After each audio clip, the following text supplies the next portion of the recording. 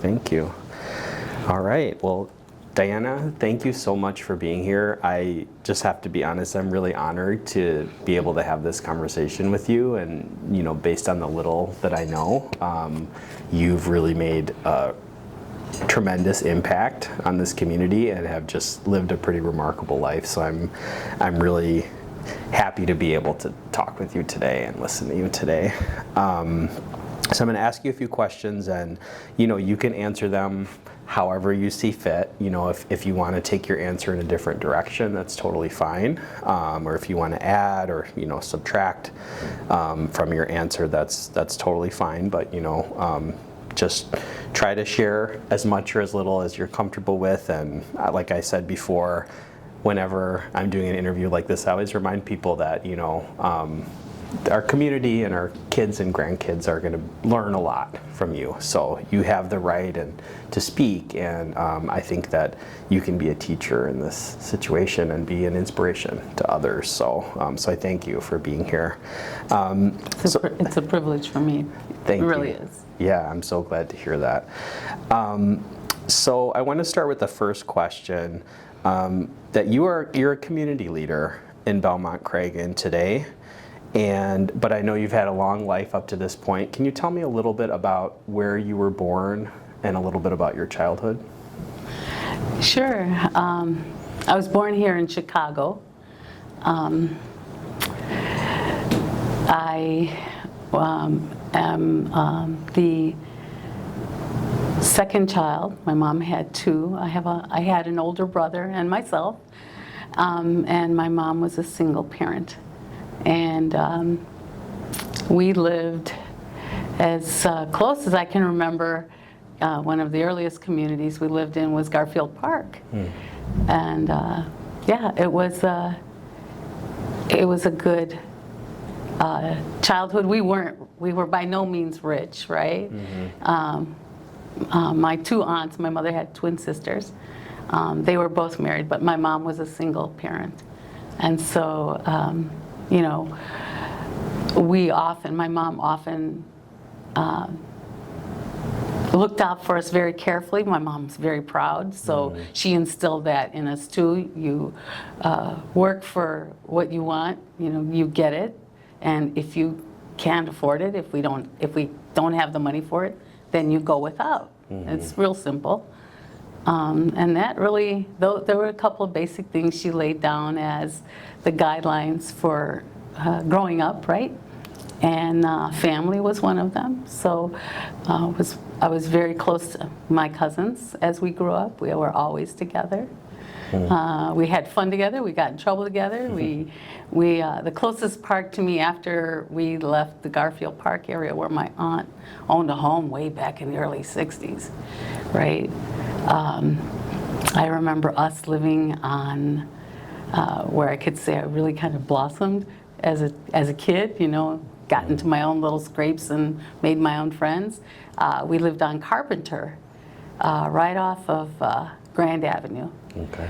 And that's where really, was my family was further away, and my brother and I had to go to school and a new school and make friends on our own, and and it was a very, very diverse community in that, there were Italian people, German people, Polish, some Latinos. I mean, it was just everybody. Yeah. And there was no looking around to see, who was who or who was doing what. We grew up able to, come and go as we pleased from our house or our apartment, and as all of our friends did, because moms were working, parents were working. I think the only mom on our block that was home was our neighbor Theodora. She was always home, and so her friends, the Martinez family, was very good friends with ours, and so if something arose, then we went to the Martinez house to talk with, to ask Theodora, I scraped my knee, and she would put iodine on us and put a Band-Aid or something, So it was a very It was a different time than today, right? It was very organic, very healthy, you know, very community-minded. Yeah, and thank you. And I know, you know, from what you were just telling me that you really admire your mom. And as a single mom, right, that must have been tough for her to raise 2 kids and work.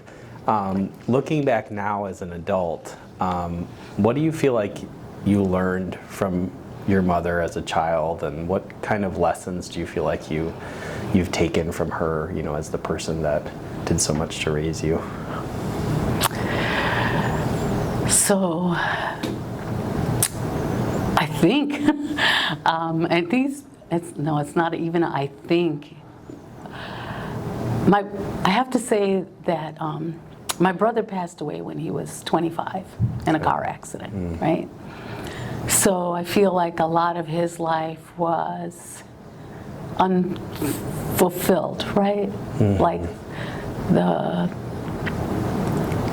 his creativity, his output, everything was diminished. It's gone, you know? So for myself, and how my mother raised us both was to think for ourselves first off. Don't be a follower, right? Don't be a follower. So to think for ourselves and justice, you know, what is right? My mom was a real stickler for that. So my brother I guess I can say that he expressed his sense of doing right and showing justice, right, and helping the other dog was always portrayed with rescuing creatures in distress, right? At one time we had 18 cats. Oh my because gosh. he rescued 2 that were going, so kids, you know, they can be mean and people can do cruel things. And so my brother was forever taking on bullies and fighting kids from hurting animals. So he rescued these 2 little kittens that we kept, Sammy and Tammy, and found out that Sammy was actually a girl. So both of them got pregnant at the same time, and we had many kittens. I think it was 18 cats total in the house. And my mother was like, "You're not bringing any more home." But so that was how he, you know, right, his sense of justice. He was a crusader against cruelty to animals, right? As I grew up, I guess that started to manifest in me as I began to work. I became a union steward where I was working. My mother was a union steward as well at the same place I started working with her. She had one shift and I had the other, and it was all about making sure that things were right, that the company didn't take advantage of workers and that we received our fair share, right? And that was really important. I can tell you one time when we were negotiating, and my brother had been passed away maybe 3 years, and we were at the negotiating table, maybe 4 years. And the lawyers were on that side along with the HR manager, and I was on this side with the union rep and some fellow co-workers. And we were talking on the topic of someone in the plant had lost a family member while they were on vacation. And the question that they wanted us to bring to this negotiation was, if that happens, can an employee get their bereavement pay, you know, even though they were receiving, it happened on their vacation and they were receiving their vacation pay. So it was a legitimate question, so we put it forth just for clarification. No one was making any claims that we were demanding that it be paid, just clarification. And the lawyer said, casually, as if it was water running off his back, he said, well, you got to tell your family, you got to tell them to die on another day. And that hit me so hard. Even now, I can, my eyes well up a little bit, many years ago. And when he said that, it was as if he reached into my chest and pulled out my heart. You know, because immediately I thought, if I could tell my brother to die another day, I'd pick a day where I can't even imagine the year. Yeah. It would be so far in the future, I couldn't come up with a number. And as that was running through my head, I pushed back from the table so hard the chair went flying. Wow. I stood up and I pointed in his face. I'm crying. I stood up and I pointed in his face and I said, "That's the most disgusting thing I've ever heard in my life." Very And yeah.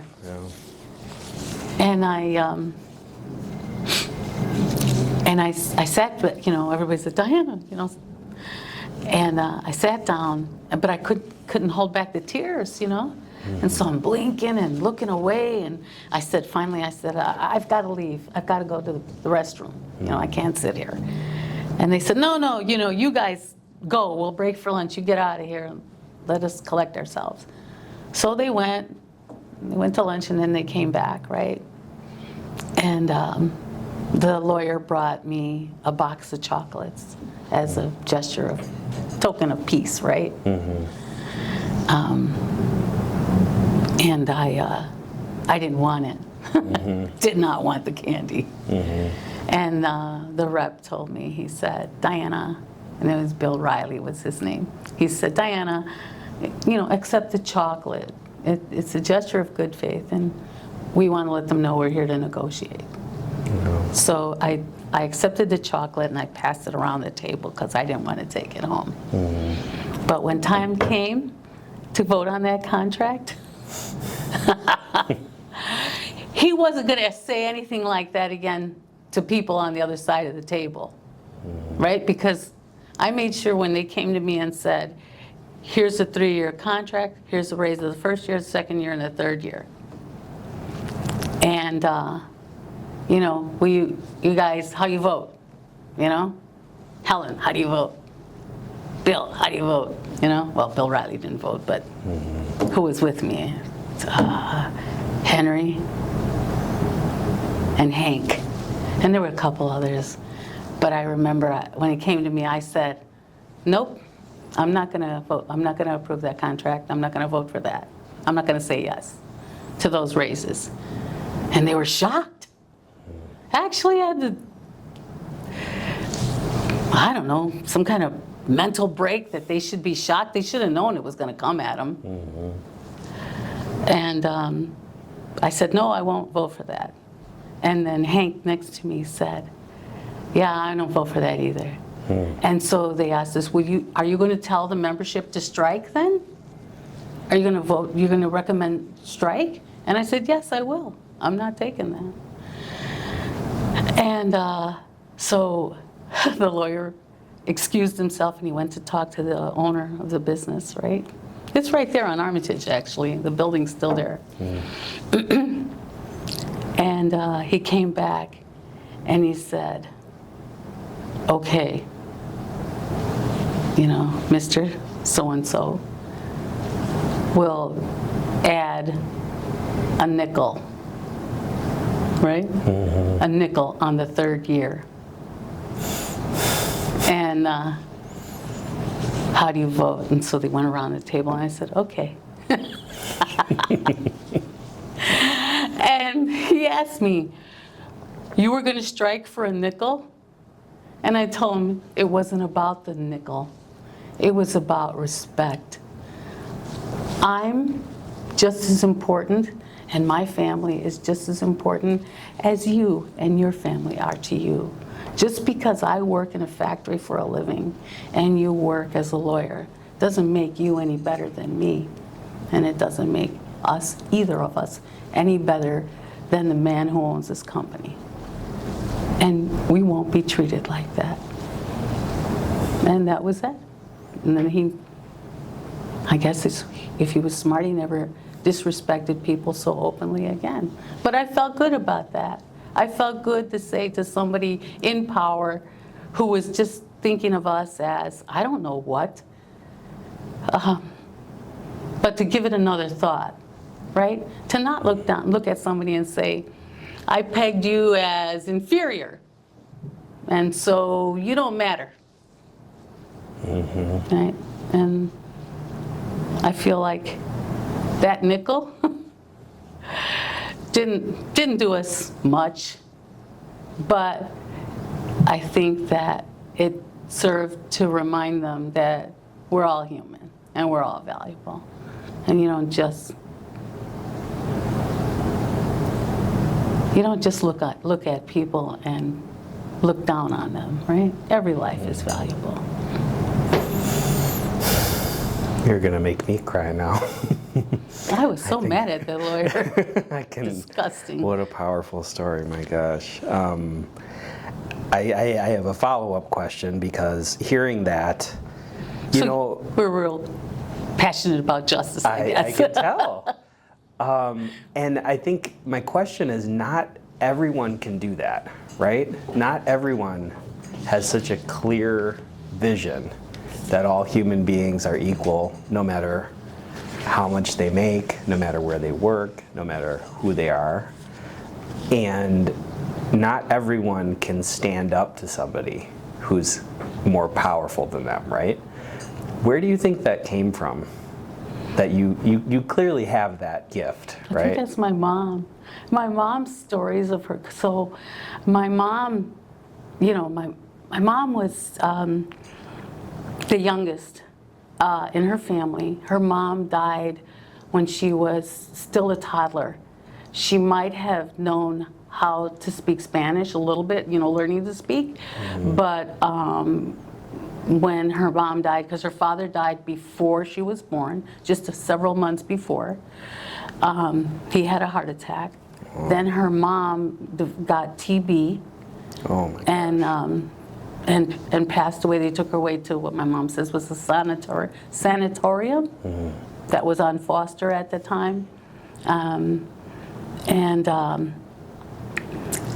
Her uncle tried to raise them, but they were always getting into trouble, the three little girls, home alone with the landlord from downstairs running upstairs now and then to check on them, That was the way things were done back then. So he couldn't do it because they kept getting into trouble, so he had to put them in an orphanage. And her sisters were twins, and they were older, so they were put in one dorm. And my mom, the youngest, she lost her Spanish. My aunts kept their Spanish because they had each other to talk to, but my mom was in a separate dorm learning to talk, so English is her first language. But my mom, as a little girl, she was, and I have my own thoughts about this, right? Her being but basically the only little Latina in the orphanage, right? Yeah. And so she got put in what she called, she got put to, like at a certain age, to care for the little ones, right?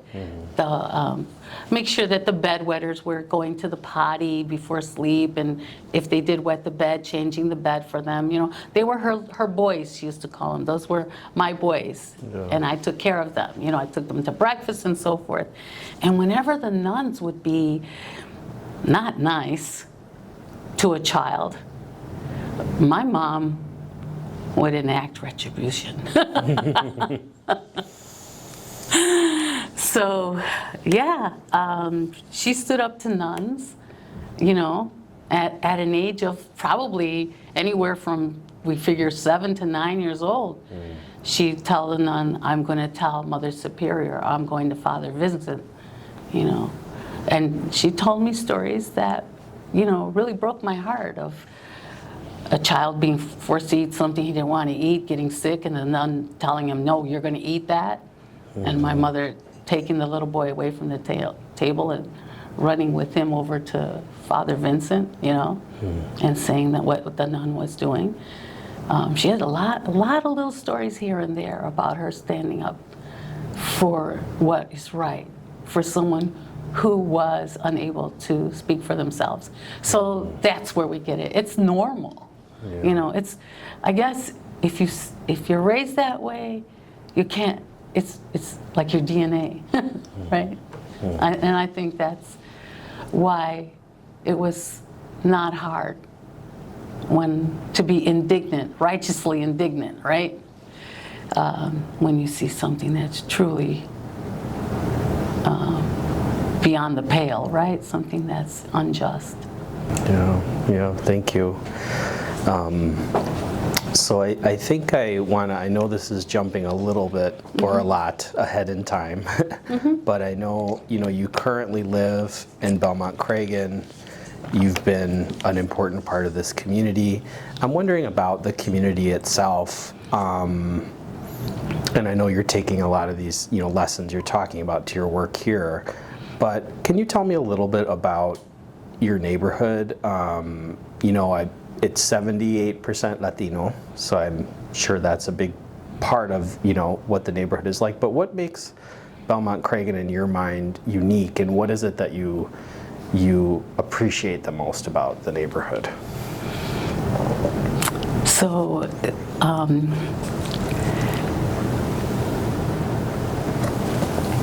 it's hard to describe Belmont Cragen, right? I mean, people can, from the outside, they look and they go, oh, Latino community, poor, they got us pegged.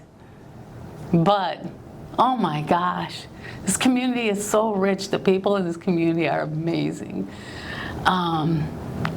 We're a very family-oriented community, right? And it's hard because family, you can love them and hold them and nurture them, right? And protect them, but they all grow, right? And they grow into individual people, and then there's outside influences. And, those are not, they're either good or bad or indifferent. And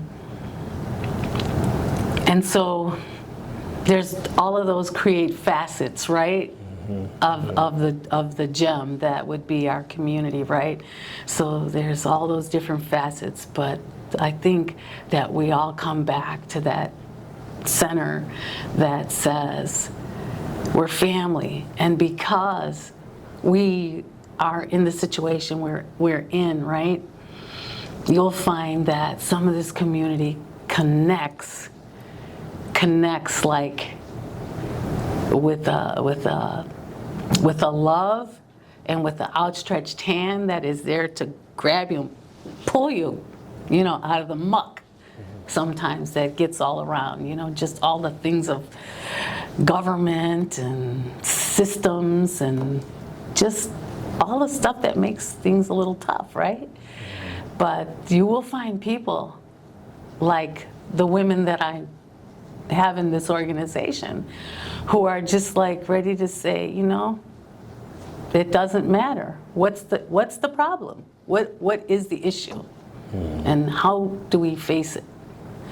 And they're everywhere in this community. I happen to find some of them, but they're everywhere because they pop up, and then when they do, they realize, hey, I've got potential, I've got potential. I could do something about this. One of our women started a chamber of commerce after being with us 2 years, but I digress. This community is family oriented, it's diverse in its Latino-ness, if I could say that, right? If you wanted to tour Latin America and food, just come to Belmont Cragen, We'll put some music on for you so you feel like you're in Venezuela or Mexico or Puerto Rico, Cuba, Peru, Ecuador, Honduras, Guatemala. Where would you like to go today? That's Belmont Cragen, right? And our business owners, people like Diana, whose office we're in doing this interview, right? Who are ready to say, go ahead, my hand is open. That's what makes Belmont Cragen where it is. I mean, who it is. And those people are there And if we step outside of ourselves, because another facet of our community is those who are unsure, right, of their footing in the community or in the country, those who might be new to the country, those who might be, working day to day, going from day to day, not believing that they're so focused on survival mode that they didn't look up for a minute to say, hey, there's an opportunity for me, I could use that, let me take that, because it's right there. And there are things available in this community that are available. We have different resources, different nonprofits, businesses that are willing to help, Hangry's across the street from here had the Love Fridge hooked up to their business all during the pandemic and a couple of years after, because they're willing to help. The rest of our neighbors who don't have, right, who can't see that next opportunity in front of them, we got to push it there, and say, here it is, look up here, let me give this to you. Those are the people we want to reach, right? Those are the people we want to say, you're not stuck in the muck, you don't have to stay there. Let me help you, let me show you.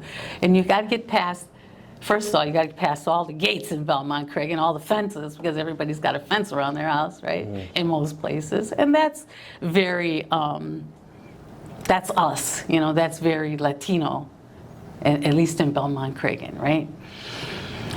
You got to get past that, and then you got to get past the, sometimes it's indifference, sometimes it's skepticism, I have a story, I was let go from my job, right? They eliminated my position. I was sent home, no job. I had 1 year mortgage to pay on my house. I was going blind at the time, right? And I was like, oh my gosh, they pulled the rug out from under my feet, right? I'm a quality engineer, and then I'm not. And I'm going blind, and what do I do now?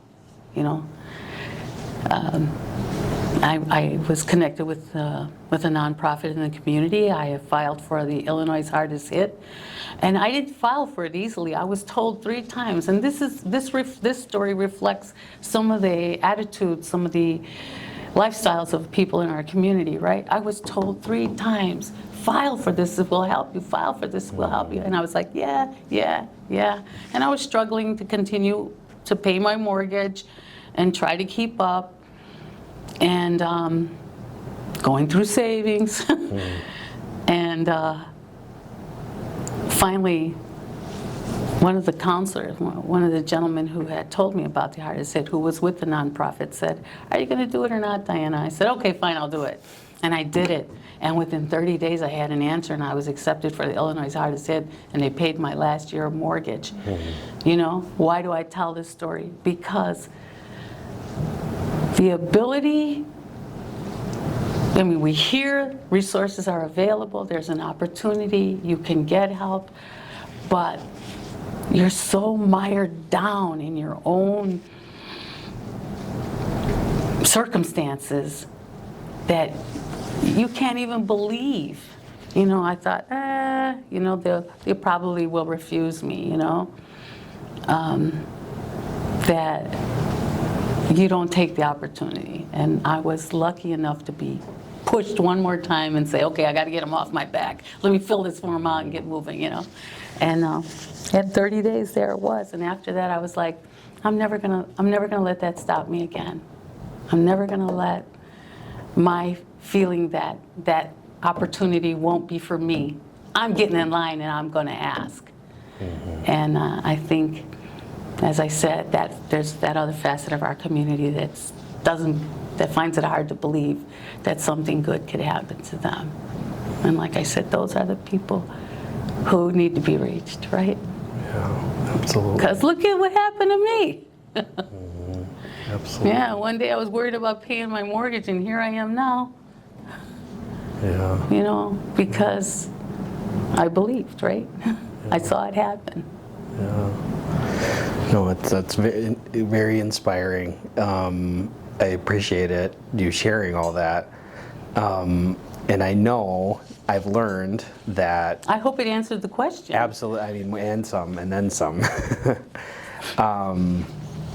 I've learned that, and I don't know how this fits in, with you talking about losing your job, but that you were, before you started Las Damas, you were involved in the participatory budgeting process, and I got the sense that that was an important experience. Can you tell me a little bit about how that fit into your life, and kind of tell the story of getting involved in participatory budgeting? I'll tell you, all I wanted to do was start a block club. That's all I wanted. All the years that I worked, I've lived in my home for I've lived in this neighborhood for 47 years, and I have lived in my home for 39. This home that I have now. Okay. And I worked every day. My neighbors saw me. My neighbors, after they started talking to me, when I started staying home from work, didn't have a job anymore. They say, "Oh, we've seen you all the time walking back and forth. You never say hi." I'm like, oops. They knew my mother. She's the mayor of the block, but I've never spoken to them. So anyway, all I wanted to do was have a block party, right? I thought, well, I lived here all these years. I've never had a block party on our block. Let's do that. So I go over to the alderman's office and I say, let me have the form. I want to have a block party. What do I do? And I will say his name because I did mention it. And Justin Heath said to me, "Oh, you want to have a block party? Okay, here's other forms, and we can make sure that we will help you if you need, making sure the cars are removed and so forth. And by the way, there's an organization. Would you like your block party to be like something for the kids? There's play streets available in this community, and I can put you in touch with the group that does that." And so he connected me to another person that I've mentioned, Vanessa Valentine. She was with the Northwest Center at the time.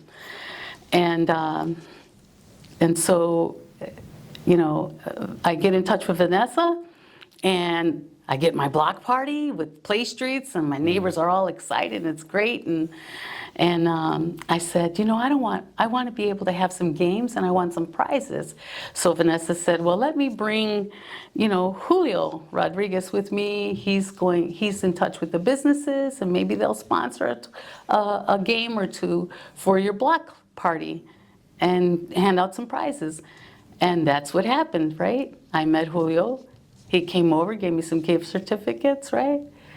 And the rest is history, because while we were doing that block party, and he stopped by, he goes, what are you gonna do now? And I said, well, I don't want only my block to be safe. I had the block party so we could all get to know each other, neighbors, and be safe, but I like to go to Black Hawk Park. I like to go to Black Hawk. I've been going there since, I was a teenager to go swimming. So, I want to get back to the park. It's only a couple blocks down. So I'll organize my block, and then I'll ask the next two blocks, or the next blocks, if they would like to be in the block club, right? And he says, oh yeah, are you going to go to Black Hawk Park to talk to the PAC? And I said, well, what's a PAC? And he goes, the Park Advisory Council. Yeah, they have a meeting. And I thought, he says, they're having one tonight. I said, fine, I'll go. So I went. Ended up becoming a member of the Park Advisory Council, and the next year I was the president of the council. And that was an incredible experience. That was 2018 when I got to be part of the Black Hawk PAC. 2019 when I was president. And then when 2020 rolled in, I was voted out. You know, I was so happy. I did some wonderful work. That's part of the reason I was told that we got the reno at Black Hawk Park. I want to let you know that Diana Simmental was with me there. That's where I met Diana Simmental, who was like the first member of what we became Las Damas. She actually gave us our name. But Diana Simmental and I were there, and we were part of the pack now, right? There's a broken sidewalk outside the tennis courts. So we find out about the participatory budget, and it's on Facebook. So I just said, hey, fix the sidewalk at Black Hawk Park. I just typed it in there, right? Punched it in there, send, right? And next thing I know, you know, there's an opportunity to go sit down and ask for my project to be actually put on the ballot. So I go to the meeting at the 36th Ward, and I get it on the ballot, right? And 2 other community members who were part of the council there told me, Velma and Cragen doesn't vote. You know, when we tried to do this, the most we got was 7 votes. 1 family came out to vote, right? You might get 100 votes, you know. And I was like, okay, thanks. Have a nice evening. Right. Went back to Black Hawk Park. Before I left the alderman's office, I grabbed his schedule for summer events. Took that with me, looked it over, and said, okay, all of this stuff is on our side of the ward, right? There was even a lady from the north side of the ward that said, why do we have to put them on the ballot? They never vote. And I said, just because we haven't voted doesn't mean we don't have the right to have a project on the ballot, right? So sit down. But let us try, right? Let us try. So I took the schedule over to the park, Black Hawk Park, and I said, look, there's a thing called a participatory budget, our sidewalk, here's the schedule. I want everybody to look at the schedule and tell me what events you can attend, you know? Because we're not gonna go look for the people, they're gonna be already gathered, right? Let's go to where they're gathered and get the votes there. So, you know, there was a little talk, and then finally everybody starts saying, well, I can show up here and here. I can show up here and here, you know? And that's what we did. Everybody took the events on the calendar and said, I'll show up to the, you know, the shred affair and the, you know, vaccination for dogs and cats, and I'll get people to fill out the ballot there, you know. And so we did all of that, and then we went over to Lloyd School, right? And we got them on board because I saw they were on the ballot too. You know, they wanted improvement too. I thought, well, let's partner up. Yeah. So that's what we did. And participatory budget, that year we got our sidewalk fixed at Black Hawk Park. We got our sidewalk done over at Lloyd School. And we won the marquee for the school. And that was our first taste of victory via the participatory budget. We levied that, or what do you call it, leveraged that to, I think, the first year was 50,000, I think. The second year was 250,000 that we hustled, and we got our votes, and we had the 14-year-olds voting. We had kids. We had little parties and the block club parties with face painting. We told the kids, you need to have an adult in order to get your face painted. We got to get okay from mom and dad or big brother or sister or grandma. And they would pull their rabbits, come on. And we'd have, while they were getting their face painted, we'd start a relationship. We'd talk and they'd vote, and you know, the whole thing. And then by the 3rd year, we specified where the whole menu money, the $1 million would go. We did our planters on Fullerton Avenue for the businesses, got our bike lanes. We got the outdoor gym equipment for Black Hawk Park. Wow. And the ADA tables, picnic tables for 3 parks, Reese, Black Hawk, and Hermosa. Wow. So, and then the other 5, because Julio was telling me that's a lot of money, 500.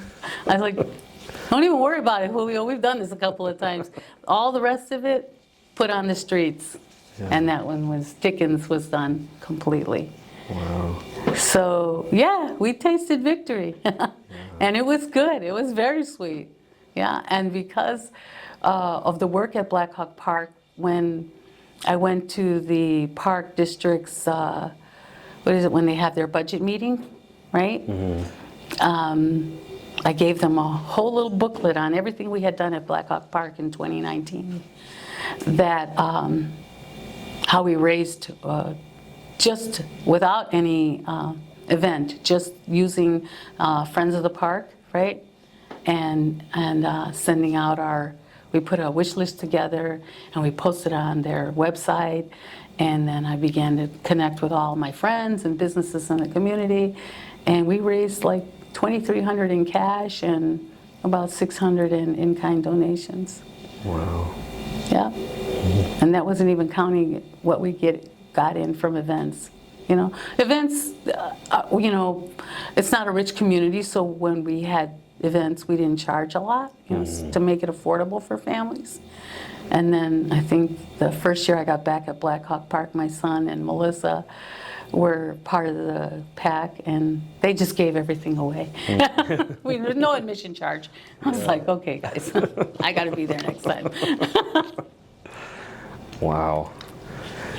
So that, I mean, going from... I hope I answered your question. Oh, absolutely. I mean, going from a community that everybody thought didn't vote to a community that's, you know, allotting $1 million is not too bad for a couple years. It's not bad. I'm very proud of them. Yeah, that's amazing. Yeah. And I feel like probably those are, you know, those are life-changing experiences for folks. You start to feel like you can really have an effect. Do you know, right? I have a picture of one of the young men who was on he and I are together, we're holding up the participatory ballot, and he was promoting, you know, he wanted to vote on the bike lanes, and I wanted the outdoor gym in Black Hawk Park. And we're there together smiling with the ballot, right? Today, he is at the University of Illinois, I think. Nice. And he is majoring in political science. Oh, wow. Yeah. Yeah. Yeah. Yeah. No. And he's not the only one. Yeah, he's Minerva is a Harvard student on a full grant, Wow. or rather not grant. Yeah, grants, full scholarship. Wow. Yeah, and So, folks yeah. are going to go on and continue giving back, and that's amazing. So you talked a little bit about 2018 and 2019. From what I've read and read what you've written. I just want to go say ahead. one more thing about Absolutely, that time, right? Absolutely, yeah. So the participatory budget is probably our stellar, like, wow, we have a voice, we have power, we can do things, we can move, we can make change. And we thought, okay, well, the participatory budget can't possibly be the only thing. What else does the city offer? Yeah. Because nobody's going to give us anything. I mean, I've looked at the voting statistics for Belmont-Cragin for every election since I've been doing this, and they move marginally here and there. And I've had discussions with Justin about it, But anyway, I said, what else does the city offer? We're going to have to help ourselves out of this, out of this mire. So the 311 was available, right? And I said, okay, this is, you can, if you want new garbage cans, check it off and they'll come and give you new garbage cans. I said, no, we've got a group of ladies and we've got friends.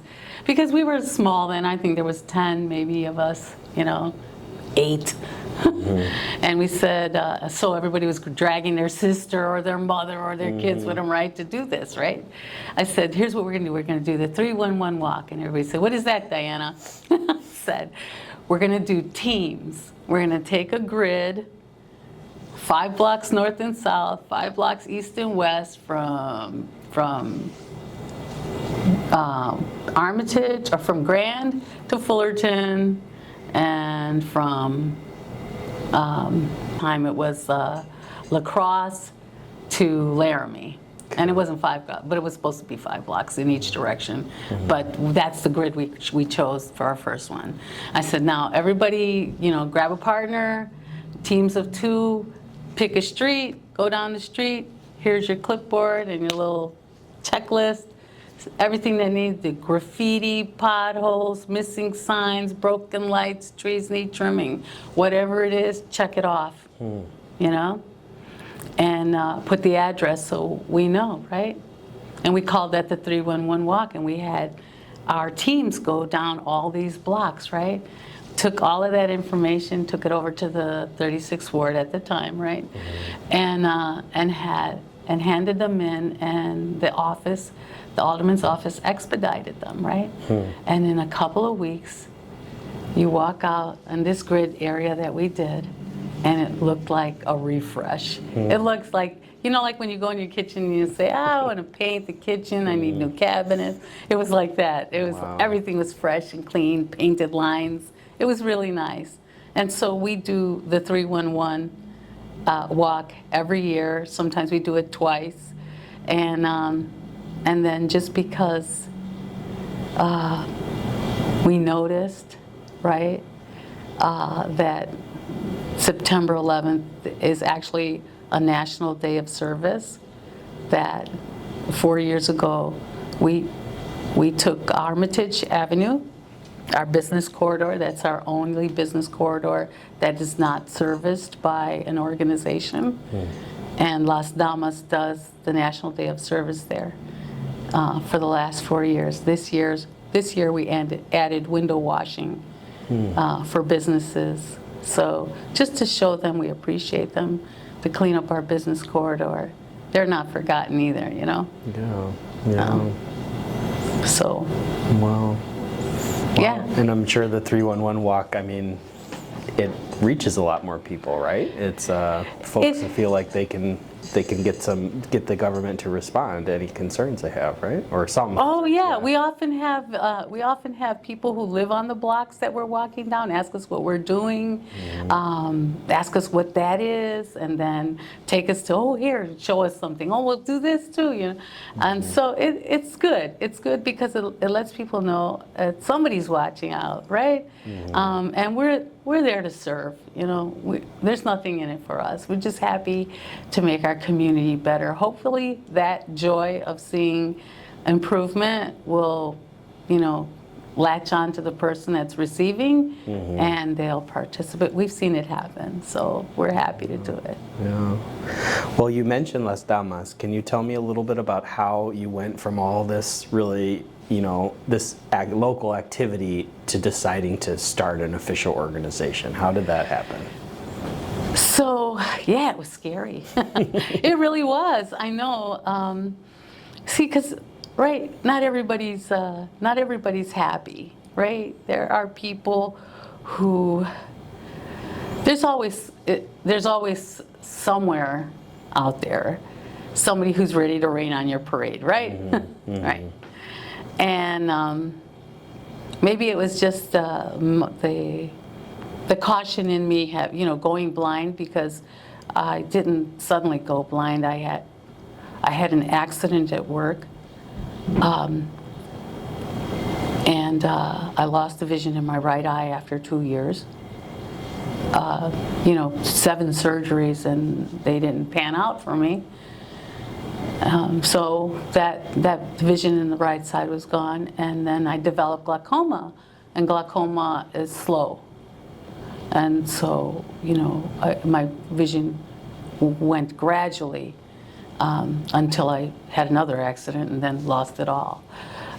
But But because I was only partially what they call low vision at the time, when Damas was starting up, I was very cautious. I couldn't really see people's faces, so I really couldn't read.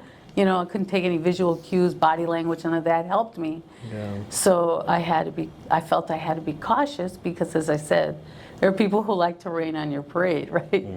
So as Damas was getting started, we were still at Black Hawk Park, Diana and I got voted out, kicked out of there.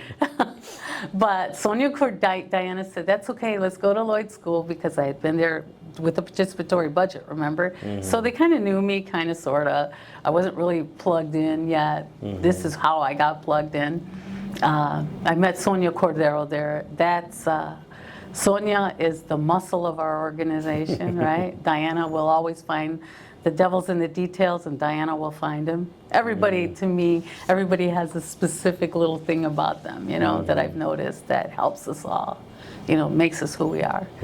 So I met Sonia, and that was, you know, like I said, you know, people have to see who you are in order to connect with you, right? They have to trust you. There's a matter of trust in this community. You have to be from the heart, you know, otherwise, nope, you're not getting past the gate. Yeah. So I met Sonia, and we took a little while, but we did hit it off. And once we did, and she saw that I was there to try to help, we established trust, right? And the census came up, and Julio asked me to, you know, work on the census and put a team together. And I said, okay, well, I got a couple. I have Diana and Sonia. I'll ask if they will. And he had a couple of people, you know, that were working on census. So all of us got together, and we started to work on the census of Belmont-Cragen. COVID hit. Yeah. Right? And in the meantime, when COVID hit, everything got knocked down. I mean, the last meeting, the first and last meeting was March 16th. Oh, yeah. And then everything went on lockdown. And so I wanted to make sure that we didn't lose our, you know, we didn't lose momentum. It was slow. We were a tiny little organization. When people would ask me, well, what is Las Damas, you know? I said, we're ladies who lunch. You know, we sit down, we talk, you know, and then we, you know, if there's an issue or something we feel like we need to do something about, then we get up and move. We're not a nonprofit. We're not a club. You know, we're a group of ladies who lunch. And I liked that. My daughter gave me that because I didn't know what else to say. Right? Who are we? I don't know. We're just doing stuff. So the census came, and we started working outside because we understood that the census count could gain us another seat. And if there's one thing Latinos need, it's representation. Right? I don't think we could ever have enough of it. We're diverse. There's different opinions. There's different needs, you know, and we need that representation, and we need to learn how to utilize that representation. So we're all about the census, right? We want to gain that other seat. Let's see what we could do. So we went out there, we masked up, sometimes we wore shields. Yeah, some of us got sick more than once. I thank God I never got sick. And we got the census done. And while all that was going on, we were still trying to create the ladies group, right? It wasn't Las Damas yet. We had a Zoom meeting, the first Zoom meeting, right? And all these women came to the meeting. We talked about the small steps, right? Because we weren't really there yet. We were just starting. And I thought, okay, low-hanging fruit. What can we get them to do that they can do and feel like they've achieved something, like they stepped out of their comfort zone? Okay, introduce yourself to your alderman. Find out what ward you're in. What ward are you? Do you know? Who's your alderman? Introduce yourself, you know. Are you registered to vote? All these little low-hanging fruit things, right? And when we did the Zoom meeting, everybody had received a form, right? That had a checkbox, right? And you could cut the edge off of the form. So you turned in the form and it said, I pledge to get in touch with my alderman, register to vote, and, you know, volunteer to do a cleanup. Like I said, low-hanging fruit. And then you mark the same things on the bottom, because it's the same form, just duplicated, the same questionnaire, right? Cut it in half, you stick your half on the refrigerator and send the other half in. We'll ask you, we're gonna hold you accountable. And there's your reminder right on your refrigerator, did you do it? You know? And that's how we got started. At some point, that was March, I wanna say by May, we were like, okay, what do we call ourselves? You know, because things are coming together a little bit, you know. And that's when Diana Cimental, Diana Zapata, said, Las Damas de Belmont-Cragin. And I said, okay, that sounds good. It had a little ring of class, a little ring of, you know, not Las Mujeres, which is nothing wrong, that's the women, right? But the ladies of Belmont-Cragin, right? Because I liked it because I had originally, when people, state reps, aldermen, people were asking me, who are you? What do you do? What do you do? Who are you? What is this organization? Ladies Who's Lunch. Ladies Who's Lunch. So it kept it safe, right? We were comfortable in that, and that allowed us to grow a little more. And that was the very, very beginnings of Las Damas. That was the point where we decided to say, we're here, and that took a while, even though we were started. We're here. I heard it come out of Sonia during a safety meeting, because our ladies, I went to the LSC meetings, right?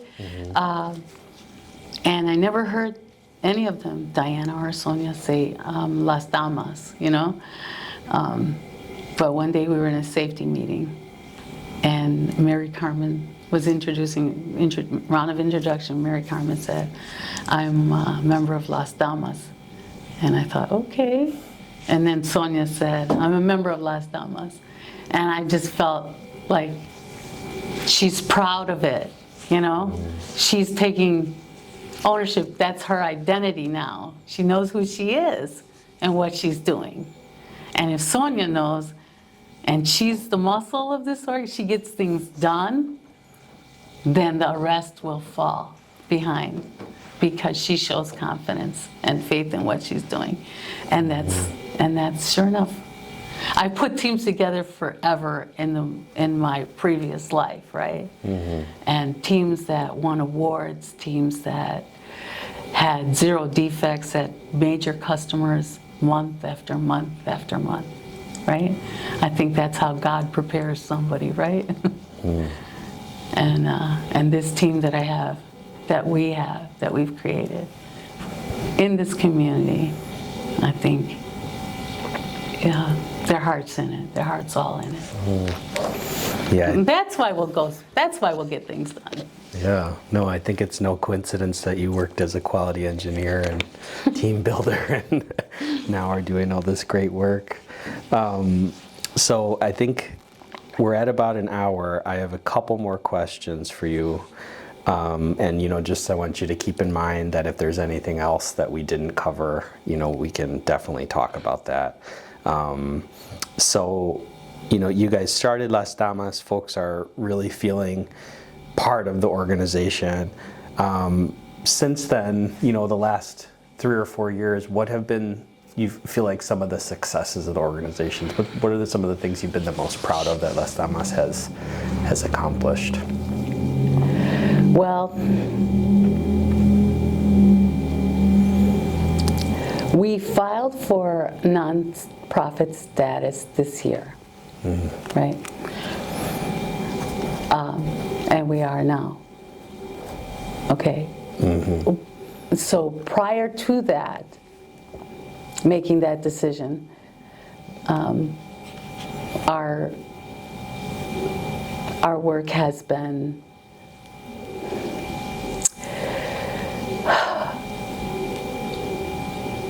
during the pandemic.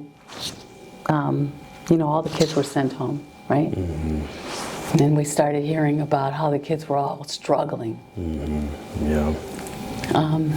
I started to see essays from teens in our community that were dismal. Kids who went to school every day, had good grades, were in good programs, not the more like the honors level, and the work was not anything that I would consider that level,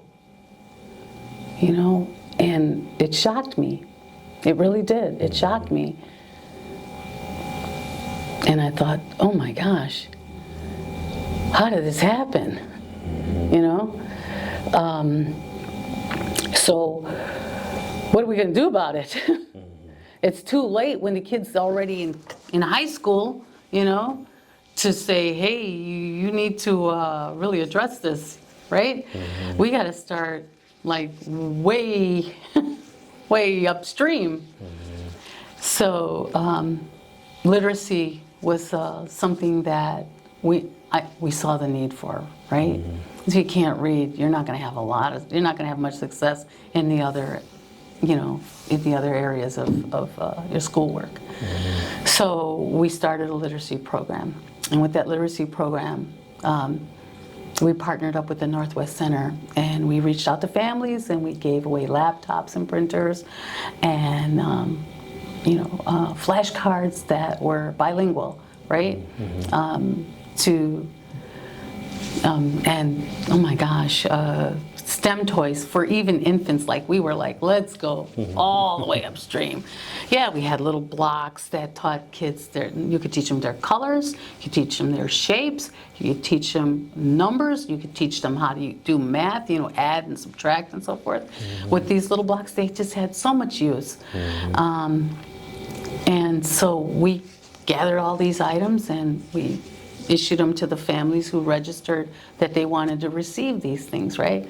Some of those families are still with us after all this time, right?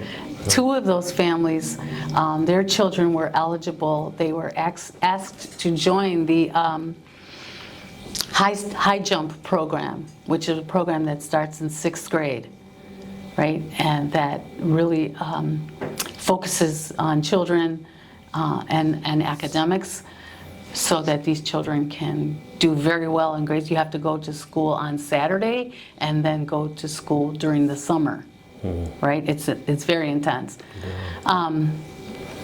So there was the literacy program and what it could help us achieve, get our kids into bigger programs that would, elevate them scholastically, right? And then we did the little libraries, right? Because a love of reading, opening up the world to someone, right? So we started our Little Libraries program, including planting a little library in the community every year, at least one little library, and furnishing with books that were bilingual as well as English, right? This year we've gone ahead and added National Geographic for Kids and Highlights magazines. And the elected officials around us, some of them have been nice enough to donate activity books for those little libraries. This year we've done a scavenger hunt to bring kids out to the libraries. And we had our first winner just a week or two ago for the scavenger hunt. In that we partnered with a business, Rafi's Gift Shop. So they opened their doors so we can do because we do story time, bilingual story time. That's part of our Little Libraries program, right? Bilingual story time.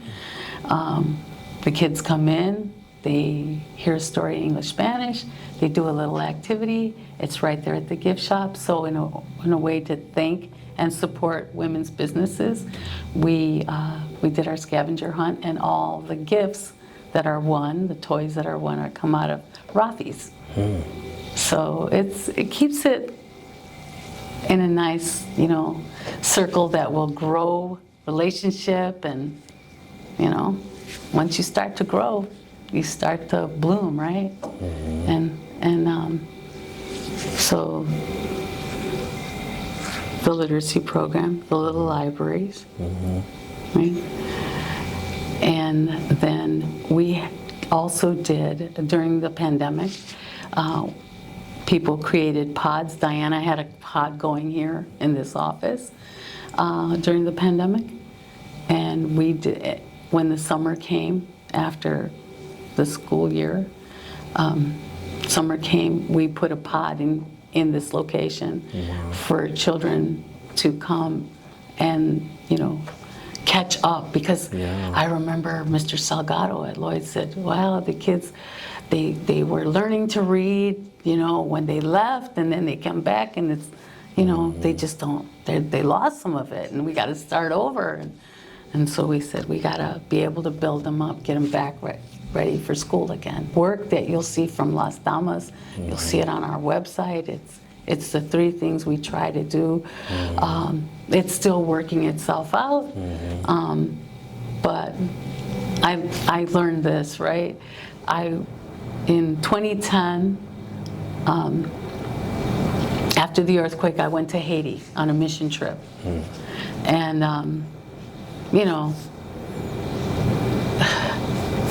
I was going blind. I scrubbed floors, what floors were there. I cleaned walls of the school, of the Barefoot School of Port-au-Prince, where I could. I didn't have all my abilities, but I did what I could, right? And on the last day, not the very last day, but a day close to the end of my time there with the team, a woman came and she was knocking on the gates of the school, right? Because anything that was there is enclosed, especially after the quake, because there was a lot of mayhem.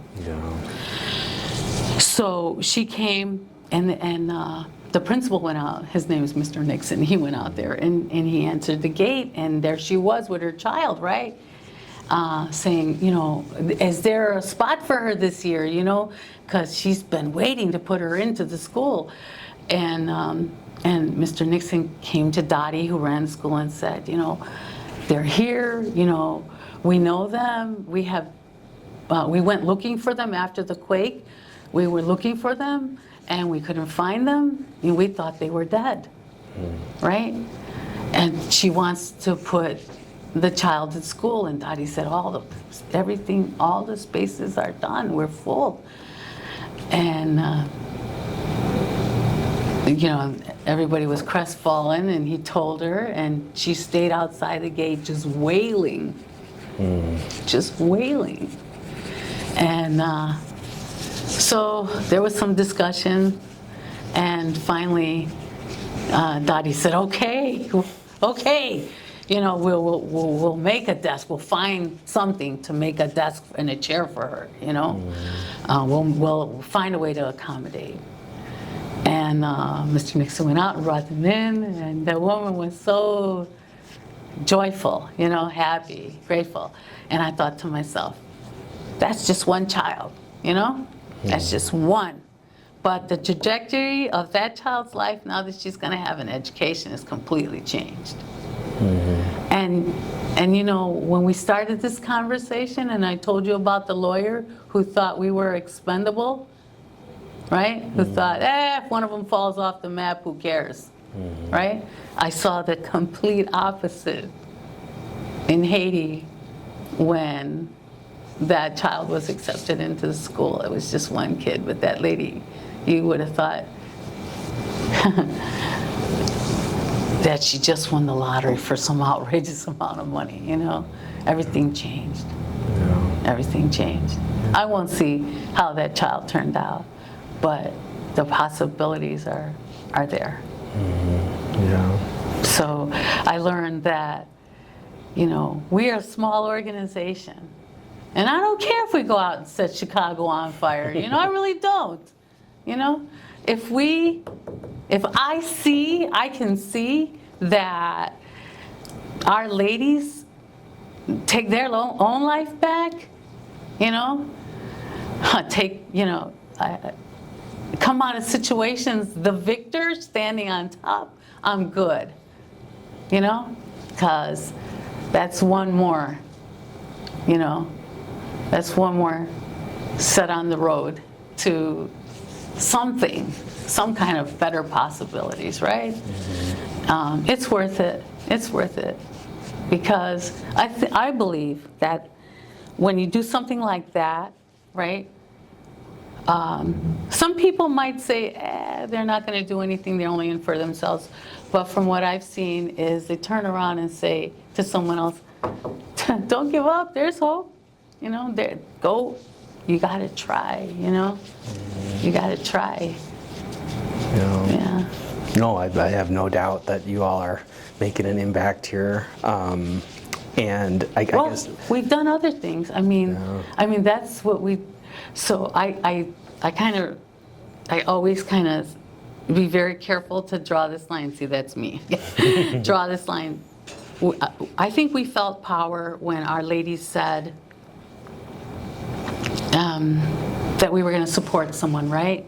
Mm-hmm. We had elections in this. We had elections, local elections, right? State level elections, sometimes community level, you know, and where the ladies said that they would canvass, or they would phone bank, and those that we supported were victorious, you know, were elected, and we felt really good about that. You know, I think that was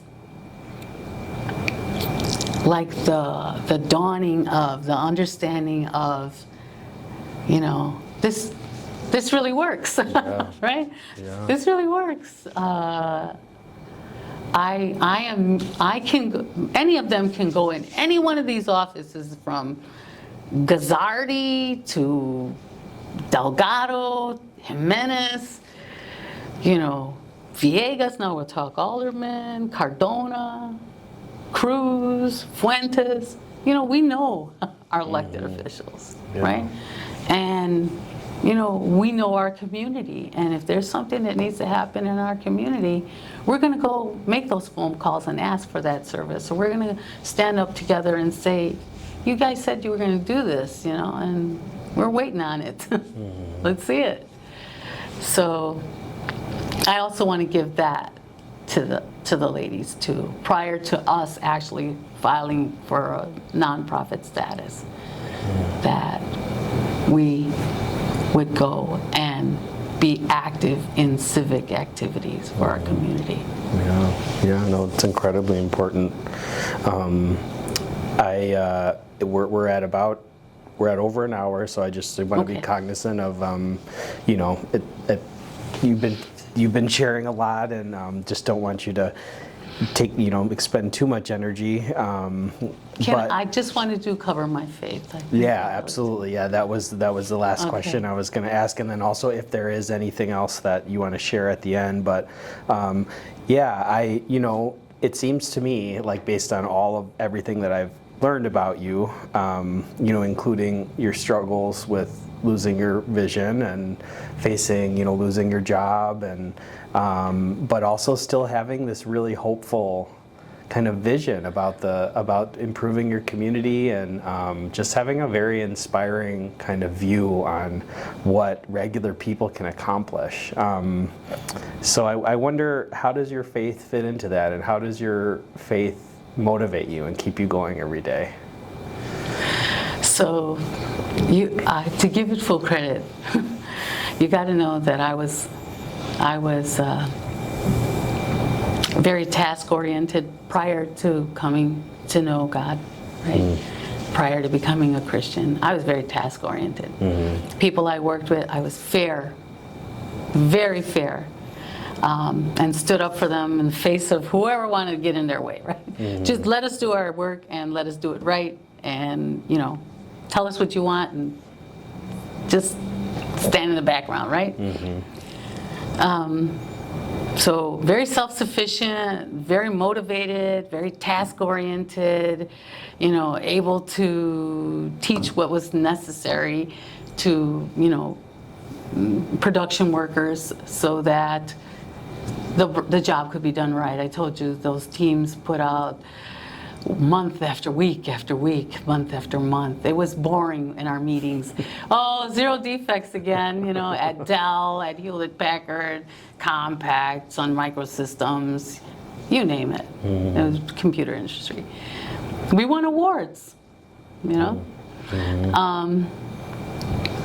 I also, that was my professional life. My personal life was all about Diana and exercise, the gym, let's get fit, let's be healthy, let's be, all about fitness. There are two lives,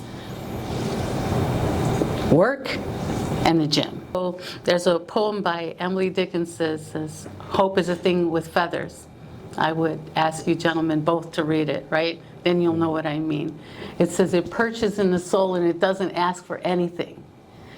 The Bible says there's hope in Christ, right? And the two of them merge for me, right? That hope in Christ, that perches in my soul, and it never asks for anything.